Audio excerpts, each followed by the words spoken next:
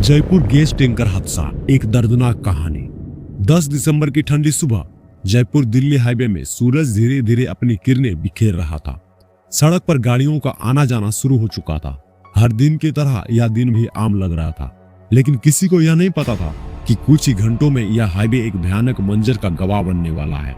एक LPG gas tanker जिसका number RJ14ZZ5845 था, जयपुर के एक इंडस्ट्रियल इलाके में गैस की डिलीवरी करने जा रहा था। लेकिन इस टैंकर से जुड़ी कुछ अनदेखी गलतियां बहुत बड़ी त्रासदी का कारण बनेगी। रमेश, टैंकर का ड्राइवर, पिछले कुछ ही दिनों से परेशान था। उसने कंपनी को कई बार बताया था कि गाड़ी के ब्रेक ठीक से काम नहीं कर रहे हैं, लेकिन उसे हर बार यही जवाब मिला, डिलीवरी के बाद देख लेंगे, गाड़ी अभी चलानी पड़ेगी। रमेश के पास कोई ऑप्शन नहीं था। वह जानता था कि उसकी नौकरी दांव पर लग सकती है। डरते हुए उसने टैंकर को चलाना जारी रखा। उस दिन हाईवे पर कोहरा हल्का था, लेकिन दृश्यता सामान्य थी। खतरनाक मोड़ तब आता है। सुबह करीब 9:30 बजे रमेश टैंकर को एक तीखे मोड़ पर ले जा रहा था। सामने उसे अचानक एक बस और एक ट्रक धीमे होते हुए नजर आए। उसने गाड़ी के ब्रेक लगाने की कोशिश की, लेकिन गाड़ी ने नियंत्रण खो दिया। टैंकर सड़क के किनारे झुका और पलट गया। टैंकर के पलटते ही उसमें से एलपीजी गैस का रिवाज शुरू हो गया। सड़क पर मौजूद लोग और अन्य वाहन चालक इसे देखकर डर गए। कुछ ने सोचा कि यह कोई मामूली दुर्घटना है और तुरंत गाड़ियों से उतरकर देखने आए। खतरनाक मोड़ तब आता है। पलटे हुए टैंकर से लगातार गैस लीक हो रही थी। यह गैस हवा में मिल रही थी और आसमान में गैस का बादल बन गया। 10 मिनट बाद एक छोटी सी चिंगारी ने पूरे इलाकों को आग के गोले में बदल दिया। धमाका इतना तेज था कि आसपास की जमीन कांप गई। इसकी आवाज करीब 10 किलोमीटर दूर तक सुनाई गई। टैंकर से उठी आग की लपटें 50 फीट ऊंची थी। आसमान खड़ी गाड़ियां, कारें, ट्रक और मोटरसाइकिल पल भर में जलने लगी। घटना स्थल पर हर तरफ अफरा तफरी मच गया। लोग अपनी जान बचाने के लिए इधर उधर भागने लगे, लेकिन आग इतनी तेजी से फैल रही थी कि कुछ ही सेकंड में लोगों का भागना मुश्किल हो गया। एक महिला जिसका नाम गीता था, अपने 5 साल की बेटी को गोद में लेकर ढाबे से बाहर भाग गई, लेकिन गैस के धुएं और आग ने उसे घेर लिया। गीता की चीखें उस समय की सबसे दर्दनाक आवाज थी। टैंकर के पास एक प्राइवेट बस खड़ी थी जिसमें 40 से अधिक यात्री थे। धमाके के बाद बस में आग लग गई। कुछ यात्री खिड़कियों से कूदकर बाहर निकले, लेकिन ज्यादातर लोग अंदर फंस गए थे। महेंद्र, जो अपनी पत्नी और बेटी के साथ बस में था, उन्होंने बाहर निकलने की कोशिश की, लेकिन आग और धुआं इतना घना था कि वह दरवाजे तक पहुंचने से पहले ही बेहोश हो गया।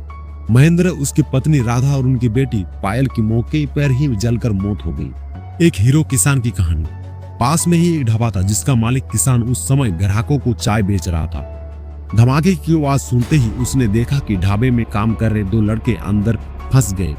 किसान ने बिना सोचे समझे अंदर जाकर उन दोनों लड़कों को बाहर निकाला। जब वह तीसरी बार अंदर गया तो आग ने घेर लिया। किसान बुरी तरह झुलस गया। उसने तुरंत अस्पताल ले जाया गया, जहां डॉक्टर ने उसकी हालत नाजुक बताई। घटना स्थल का मंजर। जब आग थोड़ी शांत हुई तो घटना स्थल पर बचाव दल पहुंचा। उन्होंने देखा कि 15-20 गाड़ियां पूरी तरह जल चुकी थी। चारों तरफ जले हुए शरीर पड़े हुए थे। कुछ लोग इतने बुरी तरह से झुलस चुके थे कि उनकी पहचान करना भी मुश्किल था। एक स्थानीय व्यक्ति ने बताया कि मैंने अपनी जिंदगी में इतना भयानक दृश्य कभी नहीं देखा। लोग जलते हुए भाग रहे थे। चीखें सुनकर कलेजा कांप गया। इस हादसे में 40 लोग घायल हुए। इनमें से 20 की हालत गंभीर थी। 25 लोगों ने मौके पर ही अपनी जान गंवा दी। अस्पताल में भर्ती घायलों में से कुछ 70% अधिक जल चुके थे। लोगों ने कहा कि कुछ लोग शारीरिक रूप से बच सकते हैं, लेकिन मानसिक रूप से यह हादसा उनकी जिंदगी भर डराता रहेगा।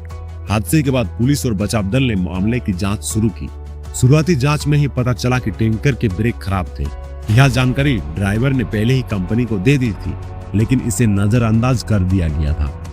इसके अलावा टैंकर की नियमित जांच की गई। गैस सप्लाई कंपनी ने सुरक्षा मानकों का पालन नहीं किया। हादसे के बाद पीड़ितों के परिवार और स्थानीय निवासियों ने हाईवे पर विरोध प्रदर्शन किया। उनका कहना था कि यह हादसा टला जा सकता था। हमने अपने बच्चे और परिवार वालों को खो दिया। यह कंपनी की लापरवाही का नतीजा है। उन्हें इसकी सजा मिलनी चाहिए।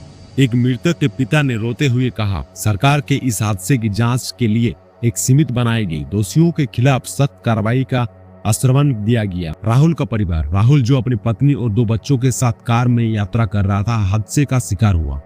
उनकी कार टैंकर के पास खड़ी थी। धमाके के बाद कार में आग लग गई और सभी की मौके पर ही मौत हो गई। बस के यात्री, बस में यात्रा कर रहे थे 40 लोगों में से केवल 10 ही जिंदा बच सके।